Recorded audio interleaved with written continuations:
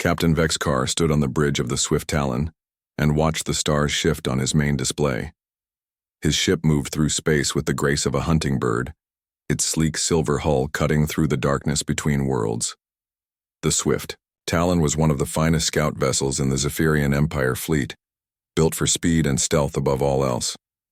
Its 200-meter length housed the most advanced sensors and cloaking technology that 3,000 years of galactic dominance could produce. The bridge hummed with quiet efficiency as his crew went about their duties. Navigator Zilthera bent over her star charts, her blue-scaled fingers dancing across holographic displays that showed their current position at the edge of an unexplored star system. Her species had always been gifted with spatial awareness, making them natural navigators for the Empire's exploration vessels. Weapons specialist Kenthval monitored their defensive systems from his station, though he expected little need for combat in this remote corner of the galaxy. Vexcar had commanded survey missions to over 40 different star systems during his career. Each time the pattern remained the same. His ship would approach a new world, study the local species if any existed, and catalog their technological development for the Empire's vast databases. Most worlds contained nothing more interesting than primitive animals or basic plant life. Occasionally they would find species that had discovered fire or simple tools, but these were noted and left alone to develop naturally. The real prize was finding a species that had achieved basic spaceflight. These civilizations could be contacted, studied, and eventually brought into the Empire as client states. Their resources and knowledge would flow back to the Zephyrian homeworld, adding to the wealth and power that had made them masters of this entire galactic sector. It was a system that had worked perfectly for millennia. The star system ahead of them had already shown promising signs during their long-range reconnaissance. Spectral analysis revealed a yellow star with multiple planets, including at least one in the habitable zone. Initial sensor sweeps had detected artificial electromagnetic emissions coming from the third planet, suggesting the presence of a technological species. The signals were crude and basic, indicating a civilization that had recently discovered radio communication and possibly early spaceflight. Zilthera looked up from her navigation console and turned to face her captain. Her voice carried the melodic quality common to her people when she spoke. "We are approaching the outer edge of the system, Captain. Sensors are picking up the usual debris field around the system's edge, mostly ice and rock fragments. The electromagnetic signatures from the third planet are getting stronger as we move closer." Vexcar nodded and moved to stand behind her station, studying the readouts that showed their target system growing larger on the displays. The third planet showed all the signs of a young, developing civilization. Radio signals bounced between different points on the surface, and primitive satellites orbited the world in low, inefficient patterns. Most telling of all, the sensors detected the chemical signatures of rocket exhaust in the planet's upper atmosphere, confirming that the inhabitants had achieved basic space travel. "How primitive are we talking about, Navigator?" Vexcar asked, though he already suspected the answer. Every species followed roughly the same technological development path, and the signs were clear enough. Zilthera manipulated her controls and brought up a detailed analysis of the signals they were detecting. "Very primitive, sir. Chemical rockets, basic radio communications, simple orbital installations. I would estimate they achieved spaceflight within the last few hundred years at most. Their longest-range vessels appear to barely reach their own planetary satellites." Kenthval looked up from his weapons station and added his own observations. "No energy weapon signatures detected, Captain. No defensive installations in orbit around their world. If they have any military space capability at all, it would be limited to kinetic projectiles and chemical explosives. Standard survey protocols should be more than sufficient." This was exactly what Vexcar had expected to hear. The Swift Talon carried shields that could deflect asteroid impacts and weapons that could crack small moons if necessary. Their stealth systems would make them invisible to any sensors that a primitive species might possess. The survey would proceed like all the others, with his crew observing and cataloging while remaining safely hidden from detection. The captain returned to his command chair and activated the ship's internal communication system. "All hands, this is the captain. We are beginning our approach to survey target designated System 4471. Initial readings suggest a primitive spacefaring species on the third planet. All departments prepare for standard reconnaissance protocols. We will maintain stealth approach until we have completed our initial assessment. As the swift Talon moved deeper into the system, its sensors began picking up more detailed information about the inhabitants of the third planet. The world itself was remarkably similar to many others they had surveyed, with large oceans and continental landmasses under a nitrogen-oxygen atmosphere. Cities dotted the surface in patterns that suggested a global civilization with billions of inhabitants. Zilthera frowned as she studied some unusual readings on her long-range sensors. "Captain, I'm detecting some anomalous signatures in the outer system. Large metallic objects near the gas giants, but they don't match the technological level we're seeing from the inhabited planet." Vexcar moved to look over her shoulder at the sensor displays. The readings did show large metallic signatures scattered throughout the system, particularly concentrated around the fourth and fifth planets from the star. However, given the primitive nature of the species they were observing, these were most likely natural phenomena, or perhaps early automated probes that had drifted far from their homeworld. Probably natural metallic asteroids or primitive probe craft, he decided. Their early space program likely launched simple automated vessels that are now scattered throughout their system. Focus our sensors on the inhabited planet and its immediate vicinity. That's where we'll find the information the Empire needs. The Swift Talon continued its approach, its crew confident in their superiority, and completely unaware that humanity had been watching their approach for the past 6 hours. Deep space monitoring stations throughout the solar system had tracked the gravitational anomaly that was the cloaked Zephyrian vessel, and fleet commanders were already moving to intercept what appeared to be humanity's first contact with alien intelligence. In the asteroid belt, massive shapes began to stir as humanity's greatest warships received their orders to investigate the unknown contact. The galaxy was about to learn that some sleeping giants were best left undisturbed. Admiral Jake Harrison stood in the command center of the UNS Leviathan and watched the tactical displays that surrounded him on all sides. The massive warship drifted in the shadow of Jupiter's largest moon, its 12-kilometer hull dark and silent as it maintained stealth protocols. Around him, hundreds of crew members worked at their stations with the quiet efficiency that came from years of training and combat experience.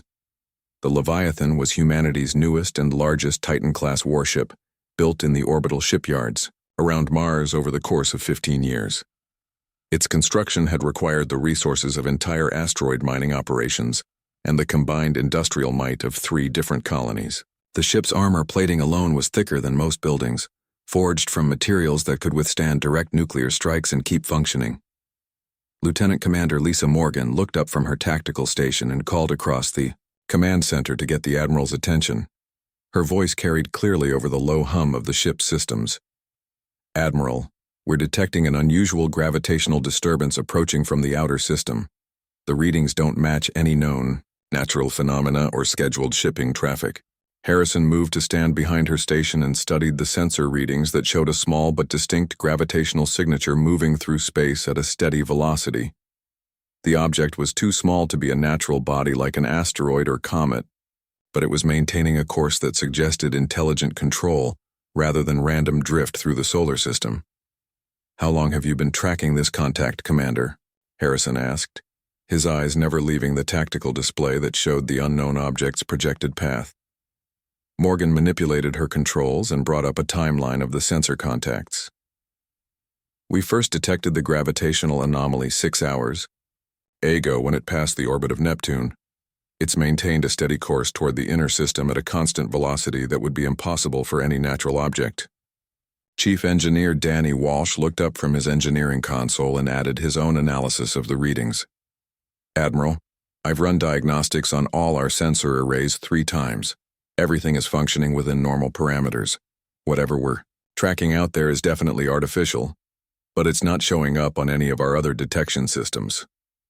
Harrison nodded and moved to the communication station where Officer Amy Foster was attempting to establish contact with the unknown object. She had been broadcasting on all standard frequencies for the past hour, using everything from basic mathematical sequences to complex linguistic patterns that had been developed for potential first contact scenarios. Any response to our signals, Foster? Harrison asked, though he already suspected the answer from the expression on her face. Foster shook her head and continued monitoring her communications equipment. Nothing, sir. I've tried every protocol in the first contact manual, but we're getting no response at all. Either they can't hear us or they're choosing not to answer our signals. Captain Ryan Clark approached the Admiral and offered his own assessment of the situation. Clark had served as Harrison's second-in-command for over 5 years and had participated in dozens of military operations throughout the outer colonies. His experience with unusual contacts and potential threats made his opinion valuable in situations like this. Sir, it's possible we're looking at some kind of advanced probe or automated vessel, Clark suggested. The lack of response to our communications could indicate that it's not designed for contact, just observation or data gathering. Harrison considered this possibility while studying the tactical displays that showed the object's continued approach toward Earth. The fact that it was heading directly toward humanity's homeworld, rather than investigating the industrial installations throughout the outer system, suggested either very advanced sensors or specific intelligence about human activities. The Admiral activated the ship's internal communication system and addressed his crew. All hands, this is Admiral Harrison. We are currently tracking an unknown contact that appears to be of artificial origin. All departments are to maintain full readiness while we investigate this potential first contact situation. Science teams, prepare for detailed sensor analysis, and all weapon systems remain on standby pending further orders.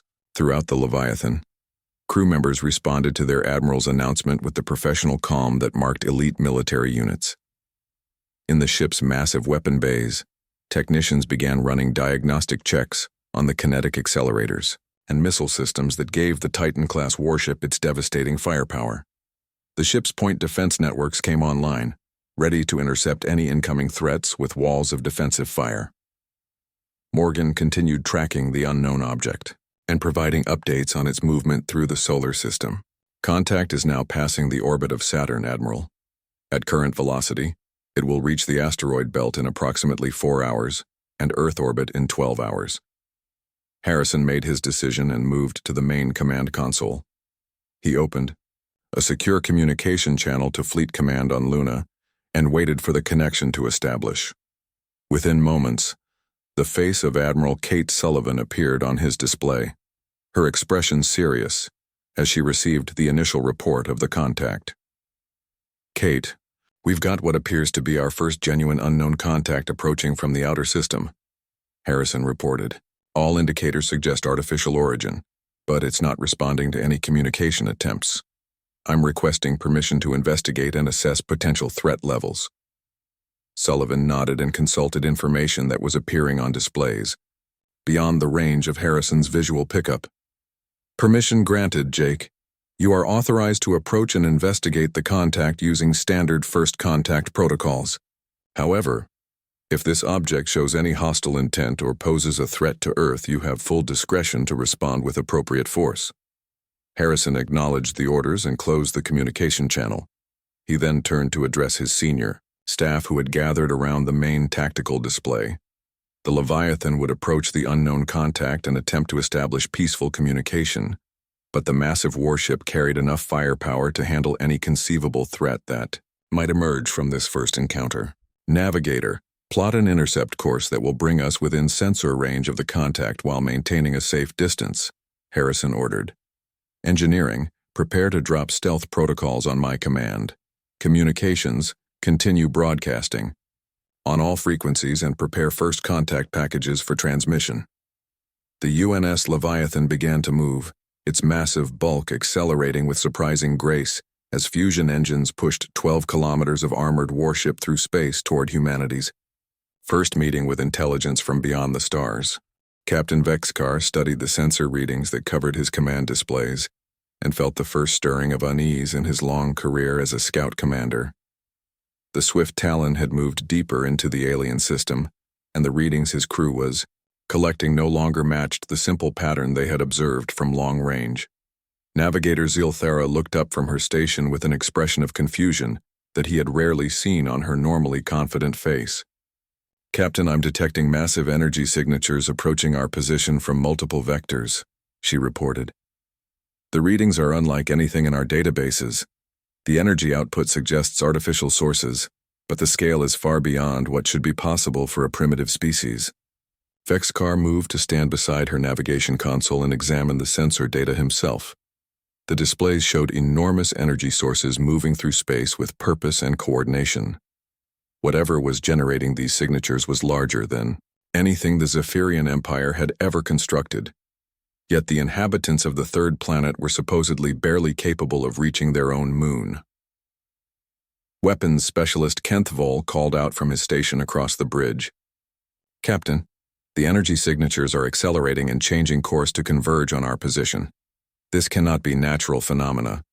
Something is actively pursuing us. The Zephyrian captain felt his confidence beginning to crack as he realized that their stealth systems might not be as effective as he had assumed. For 3,000 years, no species had ever detected a cloaked Zephyrian vessel. Their technology was supposed to be centuries ahead of anything that existed in this part of the galaxy. Yet somehow, these primitive beings had not only found them but were actively moving to intercept their position. Silthera manipulated her controls and tried to get clearer readings on whatever was approaching them. Sir, the gravitational distortions from these contacts are interfering with our navigation systems. The mass readings suggest objects of incredible size, but that should be impossible given the technological level we observed from their homeworld. Vexcar ordered his crew to prepare for emergency maneuvers while he tried to understand what was happening around them. The Swift Talon was designed to outrun and outmaneuver any threat through superior technology and speed. No primitive species should possess anything capable of challenging their advanced scout vessel. Admiral Harrison stood in the command center of the UNS Leviathan and watched as his ship approached the alien contact.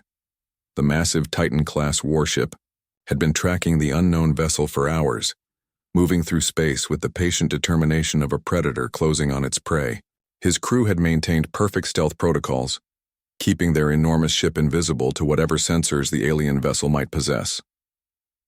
Lieutenant Commander Morgan provided continuous updates on their approach while monitoring the alien vessel's movements and energy signatures. Admiral, the contact appears to be maintaining course toward Earth, but I'm detecting some unusual energy fluctuations from their position. They may be experiencing technical difficulties or preparing some kind of defensive action. Harrison nodded and moved to stand behind the main tactical display that showed both vessels' positions relative to each other. The alien ship was tiny compared to the Leviathan, barely larger than one of their shuttlecraft. Whatever species had built it possessed advanced technology to achieve interstellar travel, but they had chosen to build small, efficient vessels rather than the massive constructs that humanity favored. Captain Clark approached the Admiral with the latest intelligence reports from their sensor analysis. Sir, we've completed our preliminary scan of the alien vessel. It appears to be some kind of scout ship, possibly designed for reconnaissance rather than combat. The hull composition suggests advanced materials, but the overall design prioritizes speed and stealth over defensive capability. The alien vessel suddenly began to maneuver erratically, changing course and speed in patterns that suggested panic or confusion. Harrison realized that despite their stealth systems, the aliens had somehow detected the Leviathan's presence and were attempting to withdraw from the encounter. It appears they know we're here, Admiral, Morgan reported. Their movement patterns suggest they're trying to retreat, but they seem to be having difficulty with navigation or propulsion systems. Harrison made his decision and turned to address his crew. The moment had come to reveal humanity's presence and establish first contact with intelligence from beyond the solar system. All stations, prepare to drop stealth protocols on my mark. I want full active sensor sweeps and communication attempts as soon as we decloak. The Zephyrian crew watched in horror as their sensor displays suddenly filled with impossible readings. Where empty space had existed moments before, a construct of unimaginable size materialized less than 1,000 kilometers from their position. The Swift Talon's computers struggled to process the dimensions they were detecting, finally displaying measurements that showed an artificial object 12 kilometers in length. Vexcar stared at the tactical display and felt his understanding of the galaxy shift beneath his feet. The object that had appeared before them was not just larger than any Zephyrian vessel. It was larger than most space stations. Its hull showed the scarred and weathered appearance of a ship built for war, with weapon ports and defensive systems that covered every surface like the scales of some enormous predator. Kenthavol's voice shook as he reported the readings from his weapons console. "Captain, the armor plating on that vessel is thicker than our entire ship is long. The energy signatures from their power systems could supply our entire home fleet. This is not a primitive species, sir. This is something far beyond our capabilities." "Navigator." Zilthera attempted to activate their emergency jump systems to escape the impossible situation, but the massive human warship's presence was creating gravitational distortions that interfered with their faster-than-light drives. The Swift Talon was trapped in the shadow of a construct that represented a level of technology and industrial capability that challenged everything the Zephyrian Empire believed about their place in the galaxy. Communications Officer Amy Foster began broadcasting from the Leviathan on multiple frequencies, using mathematical principles and universal physical constants to attempt communication with the alien vessel. Her transmissions filled the space around both ships with signals designed to demonstrate peaceful intent, while establishing the foundations for meaningful contact between species. Admiral Harrison observed the alien vessel through the Leviathan's external cameras and noted how small and fragile it appeared next to his massive warship. Whatever species had built it possessed obvious intelligence and advanced technology, but they had never encountered anything like humanity's approach to military engineering and space-based construction. Admiral Harrison watched his tactical displays as two more massive signatures appeared on the sensors, confirming that his call for additional support had been answered faster than expected. The UNS Goliath emerged from behind Europa like a mountain, rising from the sea, its 15-kilometer length dwarfing even the mighty Leviathan. Captain Pete Morris commanded the Goliath with the same steady professionalism that had made him legendary among the Titan-class fleet commanders. The Goliath was built for planetary siege operations, carrying bombardment cannons that could crack continents and reduce cities to glowing craters from orbital distance. Its massive weapon batteries had been designed during humanity's expansion wars, when entire worlds needed to be pacified before colonization could begin. The ship's armor was even thicker than the Leviathan's, designed to withstand defensive fire from planetary installations while delivering devastating attacks against surface targets. Captain Morris opened a communication channel to Admiral Harrison and reported his ship's status with calm efficiency. "Admiral, UNS Goliath reporting full combat readiness. All weapon systems are online and prepared for engagement on your command. We have clear sensor readings on the alien vessel and are maintaining flanking position as ordered." Before Harrison could respond to Morris, a third massive shape materialized from the darkness of space on the opposite side of the alien vessel. The UNS Behemoth appeared with the dramatic flare that marked all carrier-class operations, its launch bays already glowing with the preparation lights of thousands of fighters and bombers. Admiral Helen Carter commanded the Behemoth with the tactical brilliance that had earned her command of humanity's largest space-based carrier. The Behemoth stretched nearly 14 kilometers from bow to stern, but its bulk was organized around the massive hangar complexes that could launch entire fleets of smaller vessels. Each of its fighter squadrons carried enough firepower to devastate most space installations, while its bomber wings could reduce planets to radioactive wastelands if given the order to do so. Admiral Carter's voice joined the communication network as she reported her ship's readiness to deploy strikecraft. "Admiral Harrison, UNS Behemoth is in position and ready to launch all squadrons on your command. We have full tactical analysis of the contact and can deploy overwhelming force within minutes if this situation becomes hostile." Captain Vexcar stared at his displays in complete disbelief as his worst fears became reality before his eyes. What had started as a routine survey mission had become a nightmare beyond anything in Zephyrian military training. 3 enormous human warships now surrounded the Swift Talon, each one large enough to serve as a mobile base for entire fleets. Navigator Zilthera attempted to calculate escape vectors while her hands shook with fear. "Captain, they have positioned themselves to create an inescapable formation. Every possible retreat course is blocked by one of their vessels. Even if our jump drives were functioning properly, we cannot maneuver around constructs of this size. Weapons. Specialist Kenneth Vull had abandoned any pretense of calm as he stared at sensor readings that defied everything he understood about warfare and technology. Sir, each of those ships carries more firepower than our entire Imperial fleet. The energy signatures from their weapon systems suggest they could destroy entire star systems if they chose to do so. The psychological impact on the Zephyrian crew was immediate and devastating as they realized the true scope of their situation. For 3,000 years, their empire had expanded through technological superiority and military dominance. They had never encountered a species that could challenge their advanced weapons and defenses. Now they found themselves completely helpless in the presence of beings who treated planet-killing weapons as standard equipment for routine patrols.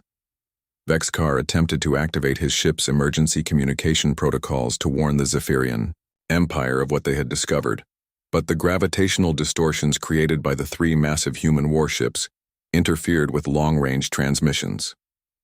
The Swift Talon was effectively cut off from any hope of outside assistance or rescue. Back on Earth, President Nancy Wells convened an emergency session in the Situation Room beneath the Capitol. The massive screens showed real-time sensor feeds from the three Titan-class warships as they maintained their formation around the alien vessel. General Paul Baker sat at the conference table studying tactical reports while Admiral Margaret Stone reviewed the fleet deployment options that were available if this first contact situation deteriorated. General Baker argued for maintaining a defensive posture while gathering as much information as possible about alien capabilities and intentions. Madam President, we should focus on learning everything we can about these visitors before making any dramatic moves. One small scout ship doesn't represent a significant threat to our defense systems.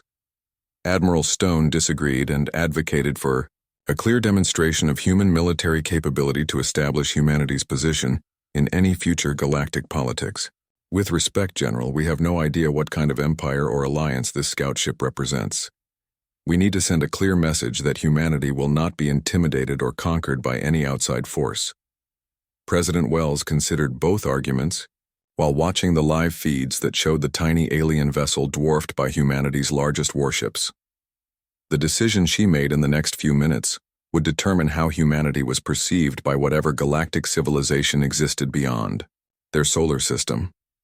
Admiral Harrison received new orders through secure communication channels and turned to address his senior staff.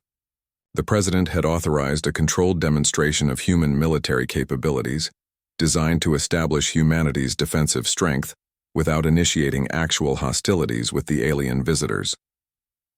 Lieutenant Commander Morgan prepared targeting solutions for a nearby asteroid while Captain Clark coordinated with the other Titan-class vessels to ensure a safe firing pattern. The demonstration would show the aliens exactly what level of firepower humanity could deploy while avoiding any action that might be interpreted as a direct threat. Communications Officer Foster continued broadcasting mathematical sequences and peaceful intent messages toward the alien vessel, hoping to establish some form of dialogue before the weapons demonstration began. The next few minutes would determine whether humanity's first contact with alien intelligence would lead to peaceful relations or interstellar conflict. The three massive human warships held their formation around the small alien scout ship, while their crews prepared to show the galaxy that humanity had not spent centuries building Titan-class warships just for defense against pirates and asteroid impacts. Admiral Harrison selected a target asteroid that floated roughly the same distance from his fleet as the alien vessel, ensuring that the demonstration would be clearly visible while avoiding any chance of accidental damage to their visitors. The rocky body measured approximately 1 kilometer in diameter, similar in size to the alien scout ship that his sensors continued to track. Lieutenant Commander Morgan confirmed the targeting solution and prepared the Leviathan's main battery for firing. The UNS Leviathan's primary kinetic accelerators began their charging sequence with energy readings that made space itself seem to vibrate around the massive warship. These weapons had been designed to crack the hulls of enemy Titan-class vessels during the colony wars, using magnetic fields so powerful they could bend light around their firing chambers. The charging process drew energy from fusion reactors that could power entire cities. channeling that power into weapons capable of launching projectiles at significant fractions of light speed. Captain Vexcar watched his sensor displays with growing horror as energy readings climbed to levels that made his instruments overload and reset multiple times. The Swift Talon's most advanced sensors had never been designed to measure weapons that drew power equivalent to small stars. His crew sat frozen at their stations as they realized they were about to witness a demonstration of destructive capability beyond their wildest nightmares. Navigator Zilthera attempted to calculate the energy requirements for the human weapon system and discovered that her computers could not process numbers that large. Captain, the power output from their charging sequence exceeds the total energy production of our homeworld. This single weapon system uses more power than our entire civilization consumes in a standard year. The moment of firing arrived without fanfare or dramatic countdown. The Leviathan's main battery discharged its accumulated energy in a focused beam that crossed the distance to the target asteroid in less than a second. There was no explosion, no dramatic fireball expanding through space. The kilometer-wide rock simply ceased to exist, converted to superheated plasma that expanded outward in a perfectly spherical cloud of glowing particles. Weapons. Specialist Kenneth Vall stared at his instruments in complete shock as they registered the aftermath of the human weapon's discharge. The energy released in that single salvo exceeded the combined firepower of the entire Zephyrian Imperial fleet. The asteroid had not been destroyed so much as completely vaporized, reduced to its component atoms and scattered across thousands of cubic kilometers of space. The psychological impact of this demonstration shattered the last remnants of Zephyrian military confidence. Vexcar realized that his entire species had been living in a delusion of superiority, while beings of unimaginable power had been building weapons that could erase worlds from existence. The Swift Talon and everything it represented was less than an insect buzzing around giants who possessed the ability to remake the galaxy according to their will. Captain Vexcar made the most difficult decision of his military career and activated his ship's surrender protocols. The concept of surrender was alien to Zephyrian doctrine, as no force in their known galaxy had ever been powerful enough to demand such submission. However, survival instinct overwhelmed military pride as he broadcast universal mathematical constants indicating peaceful intentions and complete submission to the overwhelming force that surrounded them. Admiral Harrison recognized the mathematical sequences being transmitted from the alien vessel and realized that first contact protocols were finally beginning to work. The demonstration had achieved its intended effect of establishing human military capability while apparently convincing the aliens that cooperation was preferable to conflict. He ordered his fleet to power down their weapon systems and adopt a less threatening formation. Communications Officer Foster managed to establish basic mathematical communication with the alien vessel, leading to a breakthrough when the visitors began sharing star charts and basic information about their technology and civilization. The process was slow and careful, with both sides using universal physical constants and simple geometric principles to build a foundation for more complex communication. Dr. Carl Hughes arrived from Earth aboard a high-speed transport ship that docked with the Leviathan within hours of the initial contact. As humanity's leading expert in theoretical xenobiology and communication theory, Hughes had spent decades preparing for this moment. He brought with him communication equipment and cultural analysis programs designed specifically for first contact scenarios. Through painstaking mathematical and pictorial communication, both species began to understand the massive cultural and technological gap that had led to this encounter. The Zephyrians learned that humanity's expansion into space had been driven by resource requirements and defensive preparations rather than conquest or territorial expansion. Humans had built their enormous warships because their history was filled with conflicts that required overwhelming firepower to resolve. Captain Vexcar found himself in the unprecedented position of serving as a cultural ambassador between species, whose technological capabilities differed by several orders of magnitude. His crew worked with human communication specialists to establish basic translation protocols and share information about Zephyrian society and their galactic empire. The exchange of information revealed that the Zephyrian Empire controlled dozens of star systems through technological superiority and careful military positioning. However, their largest warships were smaller than humanity's standard escort vessels, and their most powerful weapons could barely scratch the armor of a Titan-class vessel. The humans had unknowingly developed military technology that could dominate the entire known galaxy. Admiral Harrison coordinated with Earth's political leadership to establish formal diplomatic protocols for ongoing contact with the Zephyrian Empire. President Wells authorized the establishment of a permanent communication relay to facilitate cultural and technological exchange between the two species. The potential benefits of peaceful relations included access to Zephyrian stealth technology and faster-than-light communication systems. Captain Vexcar prepared for his return journey to Zephyrian space, carrying with him detailed sensor records and cultural information that would forever change his empire's understanding of galactic politics. His report would force the Zephyrian High Council to acknowledge that their 3,000-year reign as the dominant technological power had ended the moment humanity built their first Titan-class warship. The final phase of the encounter involved careful establishment of ongoing diplomatic relations and technology exchange agreements.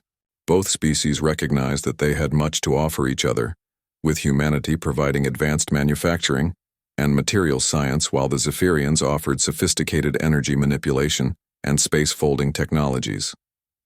The galaxy would never be the same as word spread of the sleeping giants who had emerged from the Sol system, with weapons that could reshape the balance of power among the stars.